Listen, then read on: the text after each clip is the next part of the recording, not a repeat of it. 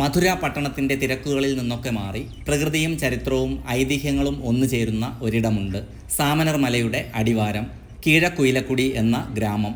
നൂറ്റാണ്ടുകൾ പഴക്കമുള്ള ജൈന സംസ്കാരത്തിൻ്റെ ശേഷിപ്പുകൾ ഉറങ്ങുന്ന ഈ മലയുടെ കാവൽക്കാരനെ പോലെ അടിവാരത്ത് ഒരു ക്ഷേത്രമുണ്ട്. കീഴക്കുയിലക്കുടി അയ്യനാർ കറുപ്പസ്വാമി ക്ഷേത്രം. ചരിത്രവും മിത്തുകളും ഇത്രമേൽ കെട്ടുപിണഞ്ഞു കിടക്കുന്ന മറ്റൊരിടം ഒരുപക്ഷെ തമിഴ്നാട്ടിൽ വേറെ കാണില്ല. നൂറുകണക്കിന് മൺകുതിരകൾ കാവൽ നിൽക്കുന്ന അയ്യനാർ കോവിൽ. അയ്യനാർ ക്ഷേത്രങ്ങളിലെ ഏറ്റവും വലിയ സവിശേഷത ഇവിടുത്തെ മൺകുതിരകൾ തന്നെയാണ്. പ്രാർത്ഥനകൾ സാധിച്ചു കഴിയുമ്പോൾ ഭക്തർ ദൈവത്തിന് വഴിപാടായി നൽകുന്നത് ആണിവ. എന്നാൽ നാട്ടുകാർ പറയുന്ന ഒരു ഐതിഹ്യമുണ്ട്. രാത്രി 12 മണി കഴിഞ്ഞാൽ ഈ മൺകുതിരകൾക്ക് ജീവൻ വയ്ക്കുമത്രേ. ഗ്രാമത്തെ ദുഷ്ടശക്തികളിൽ നിന്നും രോഗങ്ങളിൽ നിന്നും സംരക്ഷിക്കാൻ അയ്യനാരും കറുപ്പസ്വാമിയും ഈ കുതിരപ്പുറത്താണ് രാത്രിയിൽ കാവൽ പോകുന്നത്.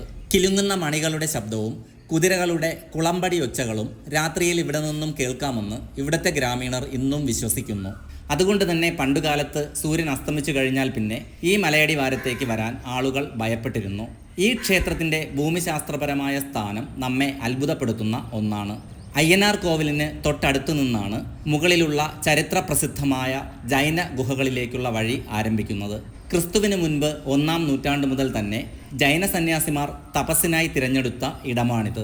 അഹിംസയുടെ വഴിയിലൂടെ സഞ്ചരിക്കുന്ന ജൈന സന്യാസിമാരുടെ തപസ്സിന് ഭംഗം വരാതിരിക്കാൻ മലയുടെ താഴെ കാവൽക്കാരനായി അവർ നിയമിച്ചത് ചോരയൊഴുക്കുന്ന പോരാട്ട വീര്യത്തിൻ്റെ പ്രതീകമായ ഈ ദ്രാവിഡ ദൈവങ്ങളെ ആയിരുന്നുവത്രേ. കാലാന്തരത്തിൽ ജൈനമതം ഇവിടെ നിന്ന് മാഞ്ഞു പോയെങ്കിലും മലയുടെയും ഗ്രാമത്തിൻ്റെയും കാവൽക്കാരനായി അയ്യനാർ കറുപ്പസ്വാമി ഇന്നും ഇവിടെ തന്നെ തുടരുന്നു.